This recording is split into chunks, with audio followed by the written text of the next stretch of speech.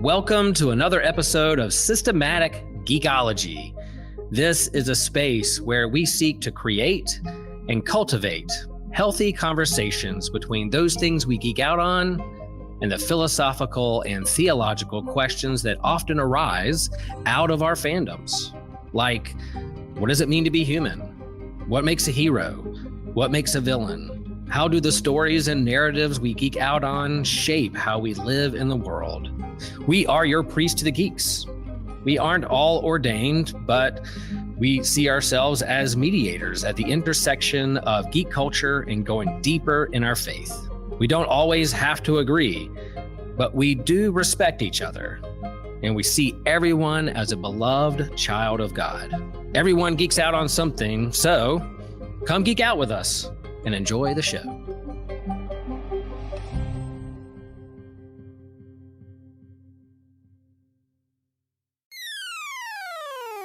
You're listening to an Anazal Ministries podcast.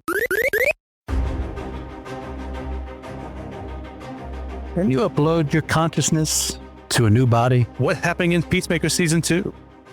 And are the strange new worlds we're experiencing good?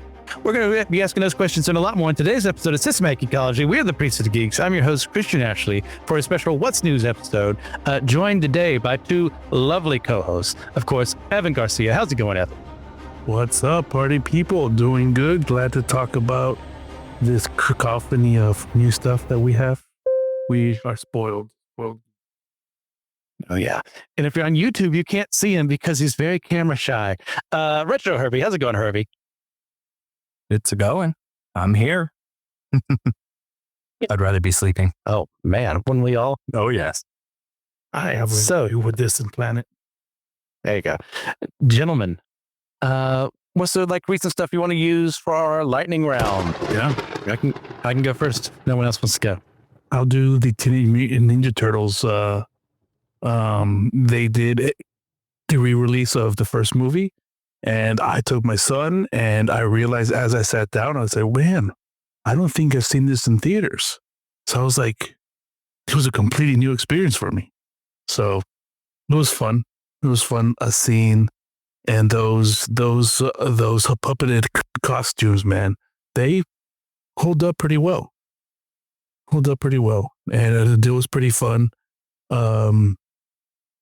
There were the few jokes that I don't know how I got past my mom in the 90s. I don't know how she didn't pick that up, because I was like, he said what? But yes, but that was that just one of those for one day only kind of releases? I think for this month, I think. Oh, okay. Yeah. Good. Herbie, what about you? Yes. So actually, I've watched the most recent season of King of the Hill. I've watched the most recent Strange New Worlds. And next on my list is the most recent episodes of Upload. Okay. So I heard really good things about King of the Hill. We're getting to Star Trek later on today. So what are your thoughts on a new season? So loved it. I think the era that King of the Hill was in is a bit different. Unlike the old episodes of King of the Hill, there was this storyline that progressed through all 10 episodes, which was not the sitcom style of the original King of the Hill. There were elements that might carry over, but more or less every episode was completely standalone. The original series. Yeah. You can like it or dislike it. I think it has a lot of positive things to the new season, but it was a striking difference that I noticed. I'm sure that's a factor of time and everything. I heard other people say something similar to that. But King of the Hill is just one of those shows. It's just nice to put on. It's not offensive. It's not the greatest thing in the world. It's, you're going to laugh every now and then and have fun. It's a show. It's designed to not be taken seriously. It doesn't get too offensive, but yeah, it is kind of offensive in a lot of ways. You just have to remember it's a cartoon and they're just trying to have a good laugh on most of these things. Yeah. Now for me, for the lightning round, I am continuing to watch Ultraman Omega. It's starting to lose me a little bit. It's not progressing the plot in any way, shape, or form. It's just, hey, look at a new toy you can buy. And yeah, that's been the Ultra series for quite some time. But it's kind of grating on my nerves. I'd like to next progress things. But other than that, it's enjoyable. Then, South Park continues to be incredible. They're doing this thing where they're releasing bi-weekly instead. I'm sure that's a Paramount decision to where they can have people stay on with their good subscriptions. That was what I was looking for, just so they can make a little extra cash. But no, Trey and Matt, like, never leave, guys. I love you. Okay. That might, because I don't have a Paramount Plus right now, but I'm thinking about getting it just for South Park. Yeah. I mean, if there was one show you had to get it for, other than, of course, Star Trek, it would be South Park. So, why don't we go ahead and get into this bad boy? We're going to start off with Star Trek Strange New Worlds. This is the third season of the show, 3 out of 5, now that we know where things are going, because they've already announced they're going to do 5 seasons, and then potentially be doing a spinoff with Kirk in charge again. For those not in the know, this is pre-Kirk and the Enterprise. Captain Pike is in charge. We've got a Spock who's learning everything before we see him in the original series. Uhura is there right now. We just got Scotty as like a member of the crew after what happened in the events of season 2. And yeah, it's a lot of good fun. Herbie, anything you want to add before we go forward? I mean, honestly, it brings a lot of that original feel of Star Trek, the idea of seeking out something new and also dealing with the intricacies of life and like politics and war all into the mixture. I think Strange New Worlds overall has been a really good breath of fresh air to the Star Trek franchise. Retroactively, it is the only reason why I'm glad that Discovery exists. Because without Discovery, we don't have Strange New Worlds. Thank God for Discovery. You will hear me say one time ever, and it's because of this. This show is phenomenal.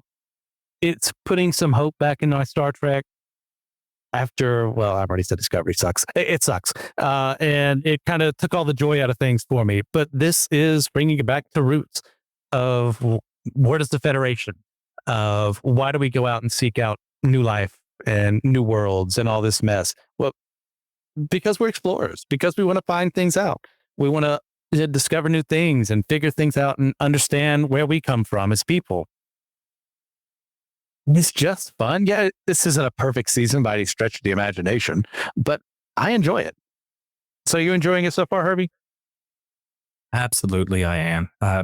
It's one of the things where I kind of watched the entire season or everything up to this point in like 3 days and was depressed when I didn't have another episode to watch. I hate that. Especially with such short seasons now. 10 is not enough for a Star Trek season. It's not enough for anything anymore. Bring back unless you're doing like a miniseries. Well, I'll take 26 at this point. The first episode of Star Trek was like, what, 53 episodes? Can we have that back, please? Well, no, it was split in 2 seasons. There's still like 26 some. So, yeah. So just a bit of plot synopsis of what's been going on. I've not seen the most recent episode. I don't know if you have, Herbie. I don't know if I have. I've been quite busy this week, so can't remember what the last one I saw was. So at the end of season 2, we had the Enterprise encounter the Gorn, who were making incursions on Federation space, or was the Federation doing it on their space? It's all up in the air in that regard. And actually, no, it was colonists from the Federation who were not officially licensed. That's what it was. And through the process of this, they had to escape, leaving some of their crew behind on one of the Gorn ships. And they come back, save them by kind of freezing the Gorn a little bit without killing them at this point in time. And they're able to come back from the Gorn. And speaking of things that are kind of weird, the Gorn have very much been made into a certain creature that we'll talk about later in this episode. There's some very more xenomorphic traits about them, which is an interesting take. I'm still not big on it, but I mean, you know what? It is what it is. If that's my one complaint, I'll be okay. Hey guys, again, thank you so much for listening to our show and being part of the Systematic Geekology team. If you want to support our team, you can do so by going to Captivate. And I know most people don't listen on Captivate, but it's in the description wherever you're listening. You can go to our website. At the very bottom, you have the options to either subscribe and you'll get some extra content and fun stuff, like our bonus questions, all those kind of things that hopefully you all come to love as much as I love making them with our fellow geekologists on the team. We also are hoping to do some future D&D campaigns, stuff like that, and all that's available for our sponsors. But if you don't have those extra funds and you're not really into the subscription thing, you can also leave a one-time tip, just one-time thing to help out our show as we kind of stay in the game with podcasting, keep relevant with all the technology and all that stuff. And it costs a lot to run a show, and we appreciate you for your help. Again, thank you so much for listening. We value your time, and it means a lot to us that you give us your time by listening to our show and supporting us in that way. If you feel led to support financially as well, we appreciate that. Let's get back to the show. Then we go to our next episode where we see Dr. Christine Chappell is meeting her fiance, Dr. Roger Corby. And as you know, for those who've been watching, she and Spock have had a thing that was hinted at in the original series, but now they're focusing way too much on it. There's another complaint. And through the process of the wedding plans for this, we end up with her trying to rekindle things with him, but failing. Let's see what else happens in that episode. I don't know. Yeah, that's the one with Trelane in it. They don't know it's Trelane, and we also will learn that Trelane is also spoilers. The Q continuum, because John DeLacy appears in energy form to talk him down, which has always been a huge fan theory for years. That's what was true about Trelane. Then we go to, if you guys want to talk about anything before I go from episode to episode, please feel free to interrupt me. To the third episode, where Pike's main squeeze, Captain Patel, who has lost her ship and is now on the ship with them, has been implanted with a Gorn inside of her, which is one of the xenomorphic traits that they have. And to save her life, they go to this planet to try and find a cure, because of course there's only one planet and it has to be in Klingon. And well, technically Klingon territory, but technically DMZ kind of zonish. And that's where Pike and Dr. Mabinga go down there, and they're confronted by some Klingons, one of whom is the daughter of the ambassador that he murdered. And in an attempt for her to regain her honor, they're barely able to escape some plant zombies. So we have zombies in our Star Trek now, outside of the Lower Decks episode. I'm pretty sure they did not use the Z word. I'm pretty sure. They did say Z word, though. Yeah. Oh, that's right. Really? Then next up, we have the first ever holodeck episode. And if you know anything about holodecks, is that they're designed to fail, apparently. We can't have a good holodeck episode without something going wrong. And of course, the first one ever has to do the same, where Lon is going through a murder mystery with Spock. Only big twist, it's not actually Spock. It's just a computer making Spock. And showcasing a lot of things where we kind of see a very fun referential episode of them kind of being in the 60s with like a space adventure Odyssey episode. It's heavily inspired by what Star Trek would have been like. It's an excellent excuse for Kirk's actor to show up on the scene because of pattern buffers or whatever. It's for the extent of putting him on screen. Let's see. Then next up, we have an episode where they go to an alien planet and find this place where a bunch of things are being kept behind this technology that has become a prison for these extra dimensional beings. And one of them ends up possessing a member of the crew, Gamble, who's been kind of an off and on new character. And unfortunately, through this, he ends up dying. And they're barely able to get the ship back and save the crew. And the next one after that, we have the Enterprise encountering alongside the Farragut, where James Kirk is the first officer of a ship that is massive, just like almost if you didn't know it wasn't the Apocalypse, you would kind of think it was kind of Apocalypse in that it's made of different ships and different parts and stuff like that. And they just attack people without warning and they're scavengers, and they end up fighting them and barely managed to destroy them in time to save the Enterprise. as unfortunately we learned that these are actually survivors of Earth from the World War III that happens in Star Trek canon, who had left the Earth behind and over the years kind of lost their way and were very isolationist, and a very compelling episode. Then we go to one I'm kind of have mixed feelings on. It's the last one I watched. This is where, goodness gracious, Ortega's brother, her brother has been filming a documentary the entire time he's been on the Enterprise. And it's kind of weird. It's filmed almost as a documentary itself of just showing Starfleet in action. And he's asking all these higher questions that should be asked. But it's not really handled the best, in my opinion, where they end up contacting this race that's fighting against the Klingons. And they've had the super weapon they've made. They find out the super weapon is basically like a space Mothra.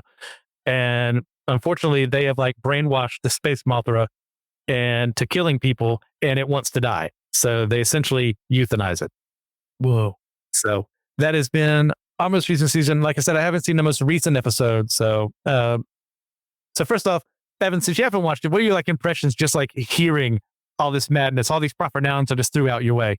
I'm glad that Star Trek has something that the fans like, and that overall it's not the mess that the last one was from what I heard. So, Amen. yeah. All right, Herbie. I will say that one of the most interesting episodes was the one you talked about where the refugees or whatever they're called from World War III are basically stripping everything that they can find. It's almost like a gluttony type of thing where they're just surviving by taking absolutely everything they need without any care, compassion. We need this. You're dead. We're taking your stuff. Just going through the entire galaxy, just grabbing everything they need. I thought that was a very interesting episode. But at the end of the day, I think they deserved what they got at the hands of the Enterprise, even if they were humans, because it showed they didn't even care about their own race. They were completely willing to destroy the Enterprise and grab the few things that they needed off of it and leave it behind. Yeah, I think this is one of the important things, because you don't learn this until like the very end of the episode, is that these are actually human beings. And in the Star Trek canon, before the events of First Contact, the Earth is a wasteland because of the events of World War III.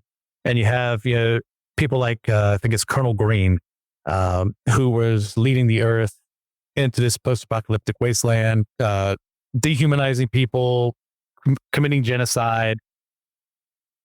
And then humanity of the 23rd century is looking back at humanity of the mid 21st century and kind of going, oh, that could have been us. Like, what makes them so different than us? Why did they turn out the way they did versus how we did? And they kind of go through this whole thing of, because this is a command episode where Kirk has to take command because his captain gets injured. So now he has to become the temporary captain of the Farragut to try and save the Enterprise, to kind of put him in the chains of command there for the first time. And he's doubting himself. And there's a great moment between him and Spock earlier on, but there's also a great moment between him and Pike. And it's like, look, what a difference is. They lost hope, or something to the effect of something like that. And they just for years had plenty of time to contact these new species and make friends with them. But they decided instead just to become fearful of what was around them. And I think that's a very poignant message. They also posed the very same question that came out in Star Trek Nemesis there of what guarantee do we have that if we were in their place, we wouldn't come out just like them? Yeah. And Pike is like, we don't have such guarantees. Which is a great way of putting it. It's like, I mean, you can hypothetical it all day. You can what if yourself out of whatever conundrum you're in. At the end of the day, you're where you're at. And it even tells Kirk, like, the fact that you're feeling bad about this, that's a good thing. I don't think they would have felt the same way. I mean, it's obvious they didn't. They had just destroyed an entire planet. They had just basically taken up the Enterprise. And we're just going to keep going. They didn't feel bad about it, or at least there was no sign of remorse. Of course, we have no idea what culture had developed inside of this, but we do know there was, 7,000 life signs when they destroyed the ship? I think so, yes. And another thing in the episode, they were on their way to a pre-warp world to strip it of its resources, which, the big no-no in the Federation, but knowing a ship that's been on its own for over 100 years, they're not going to have the same compunctions that we do. And there's also the fact that they weren't even trying to communicate. When they came across the Enterprise, there was no communication. It was, get out of our way. We destroy you. We keep going. Yeah, even the Borg tell you they're going to assimilate you. They said absolutely nothing. Are there any other episodes that jump out at you, Herbie? Are we good to move on? Honestly, there's a lot we could talk about it, and it could be a week-long episode. But that episode, the one with that plot line, just stood out over everything else. Right. Well, next we get to one of your topics today, Evan. That, of course, being Peacemaker Season 2. So take us away. All right, will do. That is right there. Bring up the good old slide there. All right. Peacemaker Season 2. I binge watched Season 1 about 2 weeks ago because I completely forgot that it existed. And I was like, I haven't watched this. What happened? So I watched it. I loved it.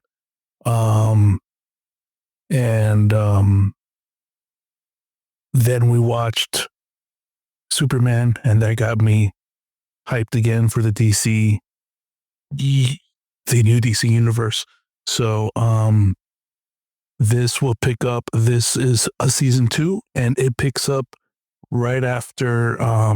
Seems like both things, season 1 and Superman, because you see the Justice Gang. They're trying to hire some more members, and a Peacemaker goes and tries out, and that goes wrong, and hilarity ensues, but I'm really liking it.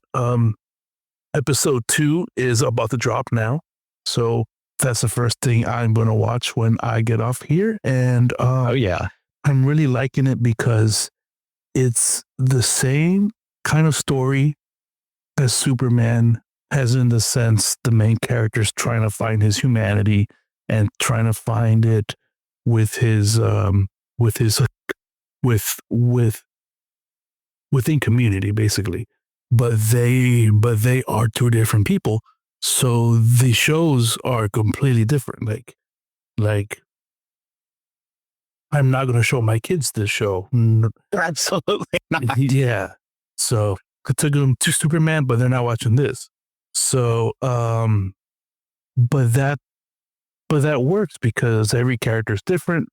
They all have their strengths, and the show and James Gunn is getting some slack online about the people saying, they took my son to see Superman, but now he can't watch this show. I was like, it was never the case. I never said that this was going to be one huge cohesive thing. So, but I'm excited. Some things are made for different audiences. Sorry to interrupt you. No, it's fine. Yeah. Herbie, are you familiar at all with Peacemaker? I am not, and I have not seen any of it. Okay. So essentially, there's some shenanigans going on here because this was actually part of the DCEU originally. But then when Warner Brothers did what it did and ruined everything by not having a plan, James Gunn came in to save DC from itself and Warner Brothers from itself to create a new cinematic universe for them.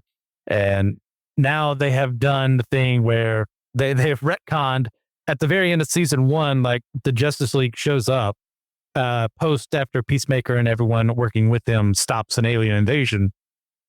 But they've replaced the people there with the Justice Gang from the Superman movie. And putting this to the point where this is now officially part of this new universe and not the old universe anymore. And to George Lucas, basically. I mean, it's kind of seamless. It is. I mean, yeah. I mean, I'm not complaining about it because I enjoyed his cameo in the Superman movie, and seeing him here again was fun. Yeah, I think it works well. And they're also, some of the things beforehand was like playing with the idea of alternate realities. And we were thinking, oh, does that mean he's going to shift universes or something? Like, oh, actually, no.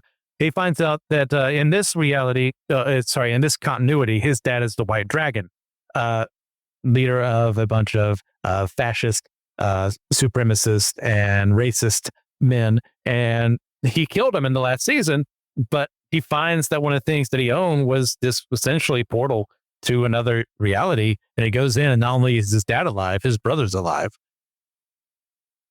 And there's I don't know what they're going to be doing with this. I'm like baffled in a good way. I don't know where we're going from here. And he kills his alternate self in that world. Yeah. Yeah. Because the alternate self sees him in the other reality, chases after him, and he accidentally murders his alternate self. And that's where the episode ends. So I'm curious to see when they pick up from that tonight when that drops. Yep.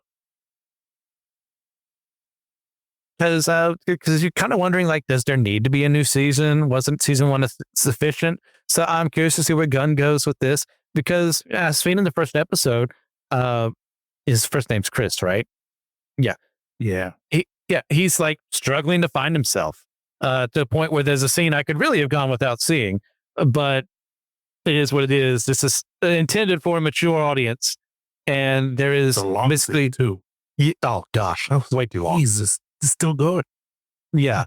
Essentially an orgy hosted at his house. And it's part of showing the spiral. It's not shown as a positive thing, I'm pretty sure. It's shown as him like giving into depression and just trying to find the newest high, as it were. Mm-hmm. So I think this season is going to be a little bit about him rebuilding himself. So maybe he's going to go to that alternate reality for a little bit where he looks like he's more respected. Kind of like a Superman, since he's not respected in his own. So maybe that's how it comes in. And then learning, it's like, look, you can pretend to be the other guy as much as you want. You're you, and you have your own reality. Stay there. Yeah. But I don't know. I'm speculating. Yeah. The one thing is that I'm still shocked every time they see John Cena and he's not a bad actor. Right. I'm still shocked at that. Like, I can't believe he's a superstar now. It's like, who would have thought? He does a great job. He does. And I'm surprised that they actually put Amanda Waller in the first episode, considering the huge presence she had in the last one. But we still feel her effects in that her daughter can't find a job. Oh gosh, what is I'm so bad at proper nouns. His gal pal. What is her name? Right. Yes. She's having a tough time finding a job. With the anger problems, with the toxic masculinity. Normally I find jokes like that stupid because they're used incorrectly, but like this was a good way to use it. Perfect. Because of how she reacts to it. And it's almost like I resemble that remark you just made about me. So I'm a woman. I can't have toxic masculinity. But see, act exactly like a toxic masculine man would. Exactly. That was fantastic. Yeah. So I appreciate what they're doing here. So like, you have any speculation on where things are going to go from here, Evan?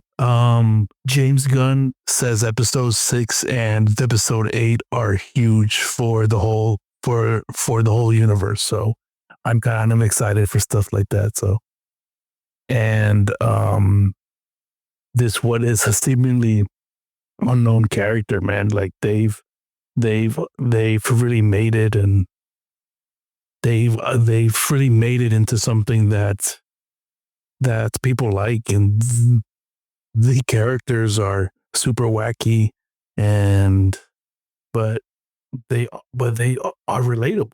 So yeah, this is definitely, as mentioned before, don't watch this with your children. Mature adults would be the best. There's going to be foul language. There's going to be nudity, things that you might not want to experience. So spoilers that way, don't watch. But other than that, if you can get past all that, there's some really good stuff lying underneath this. Like, I knew who Peacemaker was before the first season, before the Suicide Squad movie when he appeared. I never cared about him. Now I care about the character. I think that's what Gunn does really well. Is he's like, look, all these obscure characters over here, you give them a chance to put them in the limelight, and you're going to care about them because I'm going to make you care about them. Like same thing with Creature Commandos. I cared about maybe Dr. Phosphorus, and that was it. And the only reason I care about him is because, he's fought Batman a couple of times and a couple of other superheroes. But yeah, he made me care about every single one of those members of the team. Mm-hmm. Right. So anything else you want to say about Peacemaker before we move on to our final subject of the night? I wish they would drop it all at once, but they do not. So, yeah, I will say the dance number this time around is not as good, but I think after you start with what you did, it's just going to get compared to it either way. So you just do what you have to do. Yeah, it's like it's still fine. It's just clearly not as good, and that's fine. The only reason I cared about it is because it was done well the last time. So moving on to our final discussion piece for the night, we have Alien Earth, which at this point has released 4 episodes. Kevin has seen 1, I know. Herbie, do you care at all about the Alien franchise? I am not the biggest fan of the Alien franchise, but let's just say that I haven't seen any of this. Hey guys, Christian here to talk about our YouTube page. That's where you can go find us at youtube.com/@systematic geekology. We have exclusive stuff there, exclusive videos where you can just hear other topics that you'll never hear on the podcast proper. These include things like comic book catch up, where we're discussing the newest comics that we're reading, Friday Night Frights, where Joe Day and I explore a cryptozoological, paranormal, ufological item of discussion. Has a lot of good fun there. I have a lot of great times with him. We have spontaneous YouTube shorts that we decided to do. A topic we wanted to discuss. They're in a very short form. We do them there as well. You can interact with us live as we're recording like a What's New episode or something like that. You have something you want to chime in? Well, how can you do it unless you head over to youtube.com/@systematic geekology. All right, guys. See ya. It's fair. So let me set the scene for you. We are about 2 years before the events of Alien, the original film, if I'm remembering my timelines correctly. And I'm definitely not using any proper nouns because I know no one's names by heart. I am learning them as they come. But we get a bit of opening narration or credits where it talks about the 3 different kinds of robotic life. You have, I think, cyborgs, humans modified with it's going to be robot parts. Then you have synthetics, which are, Ash and everyone like that, who are full robots. And then we have this new group that is being introduced in this series, which are humans who are uploading their consciousnesses into a robotic synthetic bodies. And that's a huge part of this is we follow a group of these, I think there's 5 or 6 that there's a huge Peter Pan thing going on here, and it's not very subtle. As you continue watching through this, Evan, you're going to say, oh man, I'm being pounded on the head with this. And I'm curious to see where they go with that. I find it actually fascinating. Even with the heavy-handedness of it. But the idea of these being like a new kind of lost boys and they're girls among their rank, but these are kids who have their minds moved into what would be an adult body. So in later episodes, you'll see them like an adult actor acting as if they were a child. And it's very well done for the most part. Whoa. It's the idea of like, okay, what does it mean to have consciousness? What does it mean to have a body? And like they even directly ask those questions. And you have some people who are just snarky about it and say, well, we've been pondering that for years. And we'll have other people like, oh, let's actually think about this. But just for the sake of going through the plot, a ship owned by Weyland-Yutani lands in a region owned by a company called Prodigy. Now, Earth right now is controlled by 5 different corporations. The definition of unchecked capitalism, not capitalism itself being bad, but unchecked capitalism leading to the point where countries are now united by company. And Prodigy is kind of owned by, it's fairly obvious they're making like an Elon Musk kind of figure who is started off kind of young, very hot-headed, very his way is the highway kind of thing. And what Weyland-Yutani was saying is they were collecting samples of dangerous life forms from across the galaxy. I sent that ship, I think like 65-ish years ago, to return to Earth so they could study those things, for the concept of war, for profiteering off of stuff like that. And it crash lands after a xenomorph gets out. And the only surviving member of the ship is a cyborg, whose name escapes me, as they all do right now. And his job right now is he's trying to track them down and bring them back so that he can get paid. He can like do the company well. But like I said, they crash landed in Prodigy's territory, which is Asia, if I'm remembering correctly. And some of them have run amok, and the new synthetic life forms, like they have an actual name for them. I can't remember off the top of my head. End up as part of the crew there. So since they're not human, they can survive things. Their bodies are augmented better, and they end up interacting with the alien itself. So I won't go any further since you haven't seen any more, Evan. So what are you thinking so far, man? I'm loving it. The production value, the set dressing,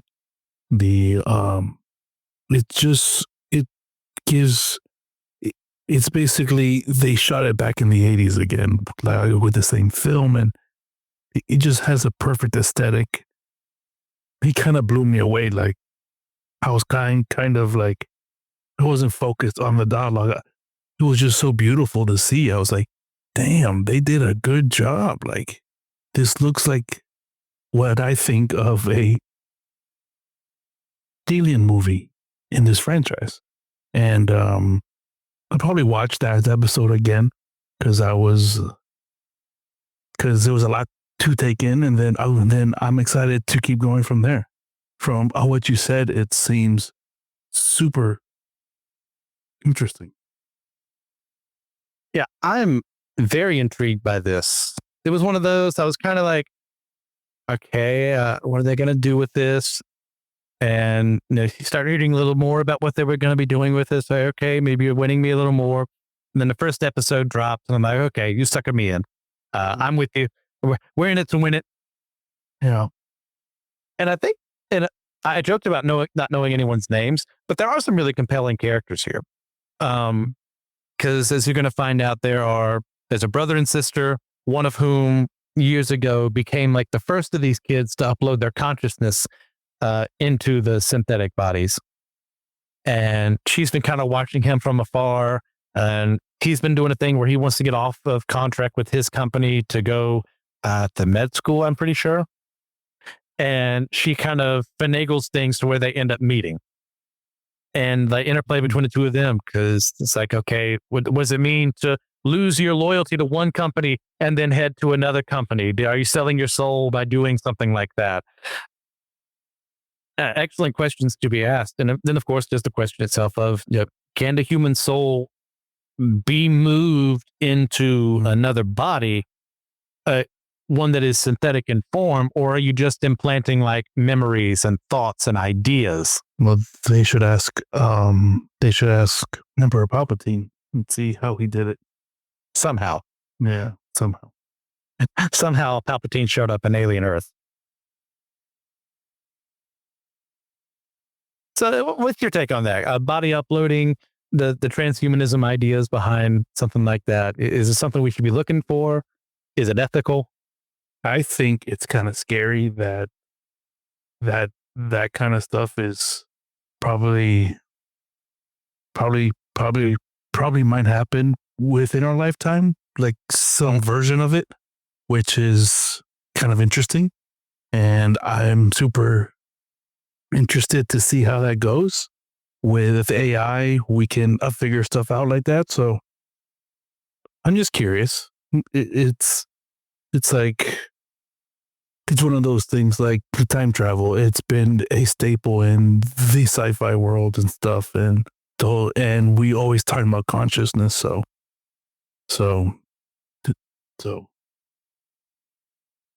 Herbie, your thoughts? I personally think that the idea of uploading your consciousness to a machine or to another body is probably not possible. Even if you could take like the mental state and the memories and all of that and put it into something else, intrinsically, it is not you. God created us a soul and body, unionized into one thing. And that is not something that we can just move from one thing to another. I said Upload is one of the shows that's next on my list, and it's a fascinating idea that you can take the mind of a person that's dying and upload it to the cloud, and they can continue on living forever on a server.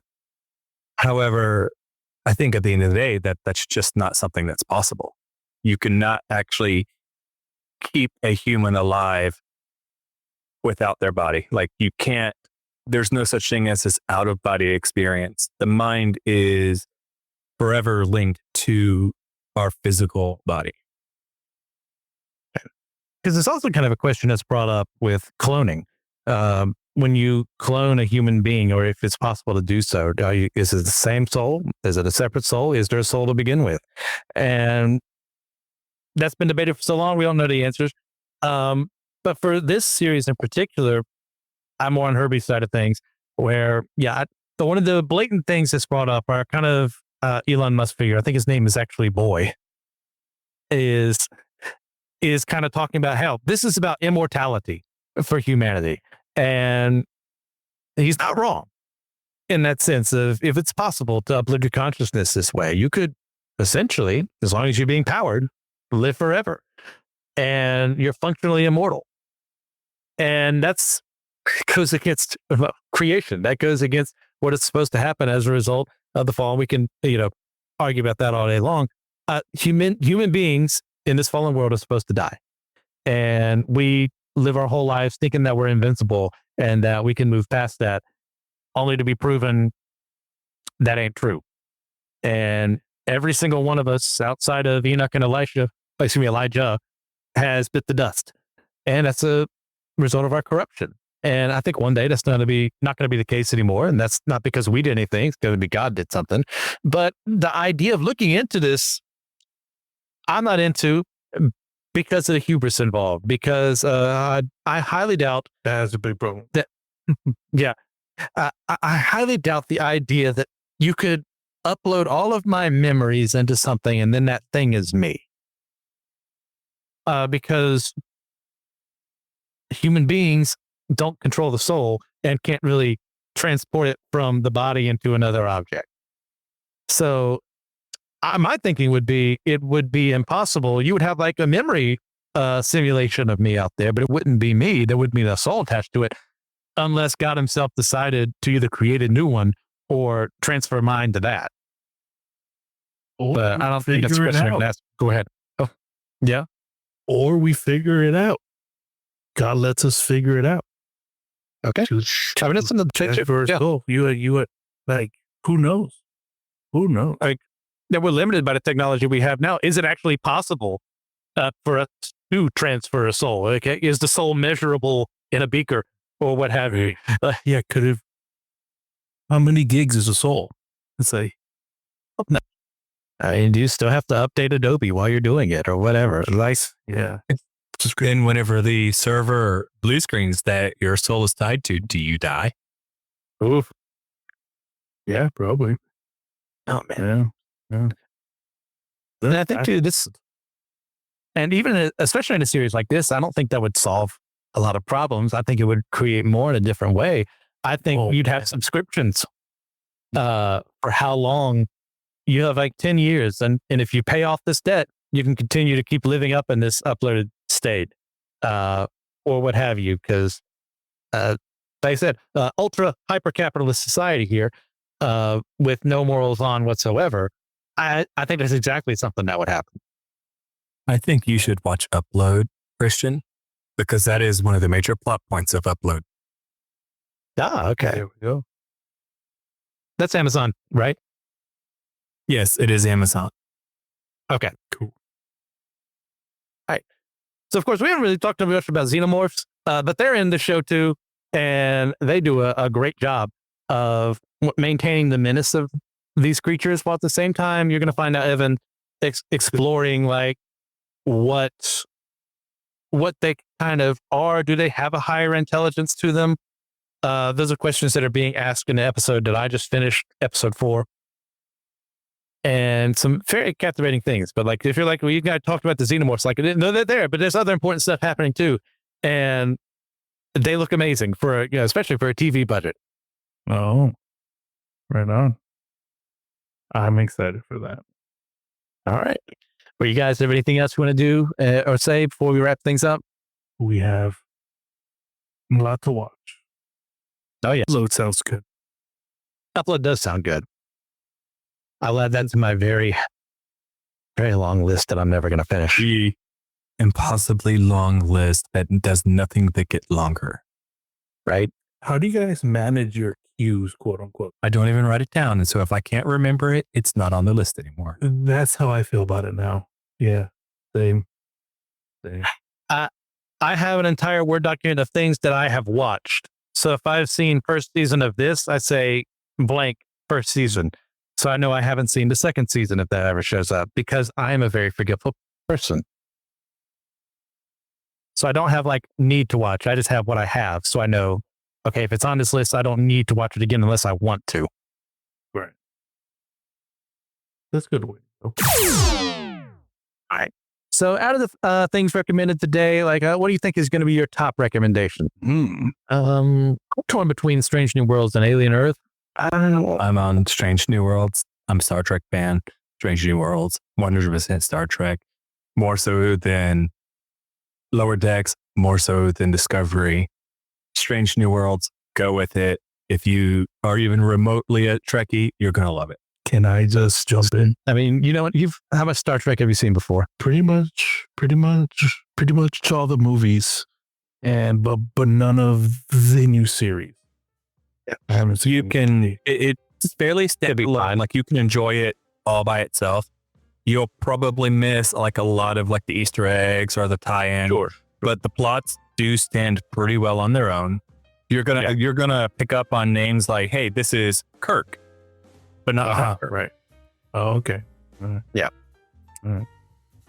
I think there's enough there to like, you're going to miss some things, but not enough to like kill enjoyment. Sure. Yeah. Yeah, for me, I'll probably go with a Peacemaker, it's, but if you're of a certain age and if certain disposition. Yes. Yeah. If you can take it. It's a good It is character worth study. Yeah. So I think with that, I'll go with Alien Earth. Like, I'm very eager to see where they go from here. There's a lot of really good questions they're asking, some really good character interactions, and a fun world. And of course, the xenomorph retains its menace. And we've got some new creatures as well that we're learning about. That is always nice to expand the world. And I can't wait to see it. Eyes was cool. Oh my gosh. Oh, they continue with that one. Oh, they continue with that one. That's wild. Yeah. All right.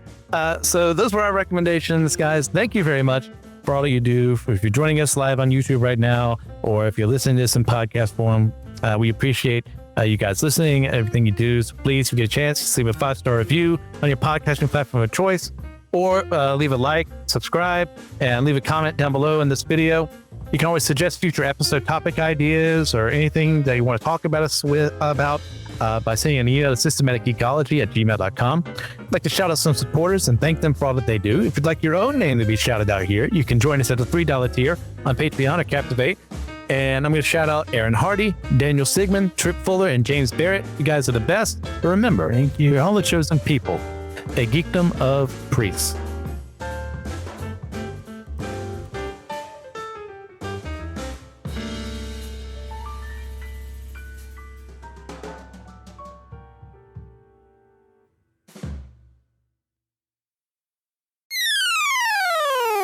Hey, podcast fam. Want to stay even more connected with the show?